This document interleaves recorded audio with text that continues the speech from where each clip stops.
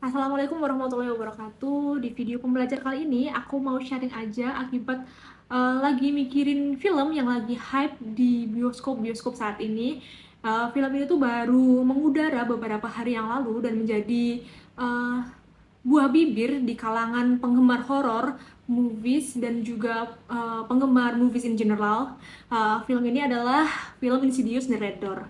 Disclaimer dulu, di sini aku nggak mau ngomongin moviesnya, karena sejujurnya aku belum nonton film ini, baru mau merencanakan untuk nonton. Tapi dari sini aku tuh mikir, kenapa mostly banyak legenda hantu-hantu di luar maupun di dalam negeri yang bergender perempuan. Berangkat dari situlah aku mulai searching-searching untuk mencari jawabannya, dan aku ketemulah dengan artikel di Magdalene dengan judul film horor simbol ketakutan atas kekuatan perempuan yang ditulis oleh Zahra Zahrina, dan juga ebook dengan judul Monstrous Feminine yang ditulis oleh Barbara Creed.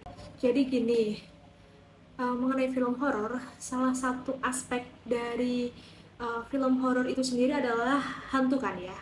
Setelah aku pikir-pikir, ternyata banyak juga hantu yang bergender perempuan.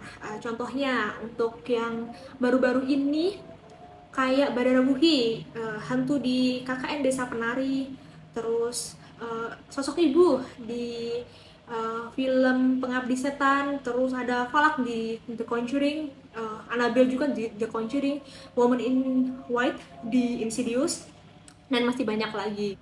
Ternyata hal ini tuh bukanlah fenomena yang baru, karena dahulu-dahulu pun juga banyak hantu-hantu yang bergender perempuan.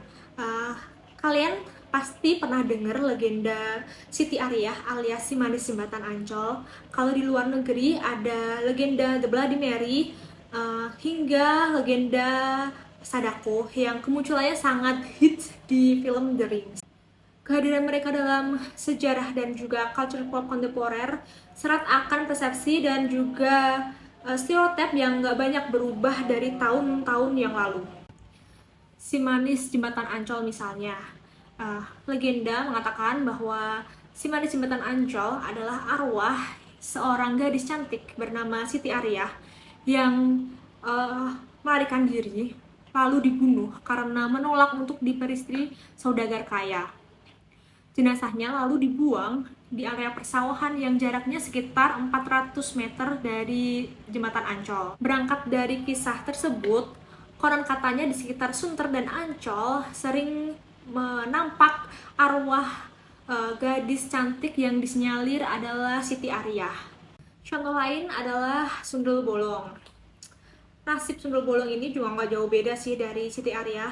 Dalam filmnya diperankan oleh Susana, mengisahkan seorang perempuan pekerja seks komersial yang mengalami pelecehan lalu melakukan bunuh diri, dan arwahnya menuntut balas kepada orang-orang yang telah menyakitinya selama dia hidup. Sosok hantu yang muncul di film-film horor Asia lainnya seperti The Ring, The Grudge juga merupakan manifestasi dari perempuan yang mengalami pelecehan, dicemooh, dan dianiaya selama hidupnya hingga kematian mereka. Jika kita bisa melihat lagi lebih jauh di balik gaun putih dan juga rambut panjang yang menutupi wajah mereka, bukan saja simpati yang kita dapatkan dari sosok-sosok hantu ini, tetapi juga merupakan simbol perempuan yang memberontak melawan batasan-batasan sosial selama hidupnya. Dalam hal ini, kisah-kisah horor merupakan bentuk narasi prafeminisme dari perempuan-perempuan yang mampu menumbangkan asumsi dan peran tradisional mereka sebagai istri, ibu, dan juga anak yang patuh dengan melampiaskan tekanan dan kemarahan yang dipendam seumur hidupnya. Bahkan jika hal tersebut harus dibayar dengan kematian yang tragis. Kehadirannya adalah simbol dari ketakutan atas kekuatan yang dimiliki oleh perempuan jika saja tidak dihalangi oleh beragam aturan dan juga tradisi yang cenderung merugikan perempuan. Seperti yang telah disebutkan oleh Barbara Creed dalam The Monstrous Feminine, seluruh kebudayaan memiliki bentuk perempuan yang menyerupai monster. Bentuk monster tersebut berbeda-beda di masing-masing masyarakat, namun semuanya mempresentasikan hal-hal alamiah yang dimiliki perempuan sebagai objek. yaitu sesuatu yang mengganggu identitas, sistem, tatanan, serta menyalahi batas dan posisi. Secara historis, representasi perempuan sebagai monster itu digunakan untuk menjustifikasi pembatasan terhadap perempuan dengan cara menunjukkan bahwa jika perempuan tidak berlaku sebagaimana peran yang telah ditetapkan untuknya, maka ia akan berubah menjadi monster atau sesuatu yang ganjil dan menakutkan. Keganjilan atau monstrositas akan muncul ketika seseorang gagal untuk memahami suatu hal, baik secara bahasa maupun rasionalisasi lainnya. Ketika makna nggak dapat dicapai, muncullah monstrositas tersebut. Hal-hal yang tidak dapat dipahami kemudian harus didemonstrasikan. Dengan begitu, film horor merupakan salah satu upaya untuk merepresentasikan sesuatu yang tidak dapat dijelaskan dan hanya bisa ditampilkan. Meskipun penjelasan tadi terkesan negatif dalam sudut pandang feminisme, tetapi horor selalu menjadi genre yang menantang batas dan juga selalu mempertanyakan status quo.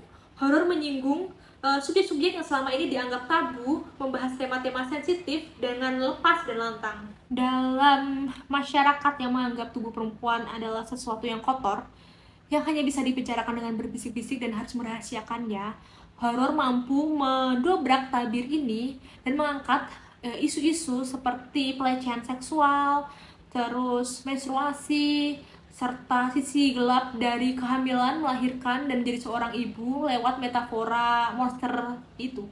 Perempuan-perempuan dengan keinginannya untuk memberontak, bahkan kematian pun tidak dapat menghalangi keinginannya, telah mendapatkan tempat yang spesial di budaya populer kontemporer. Namun menarik untuk mempertanyakan bagaimana sosok-sosok hantu ini dipresentasikan di dunia yang lebih egaliter, di dunia yang tidak memandang perempuan dari penampilannya, dunia di mana perempuan tidak dipandang bagaimana dia melahirkan dan membesarkan anak. Lebih dari separuh penduduk dunia adalah perempuan, dan cerita kami pantas dan perlu didengar. Kami memiliki pengalaman dan kekhawatiran yang bisa jadi tidak akan pernah sepenuhnya kalian pahami.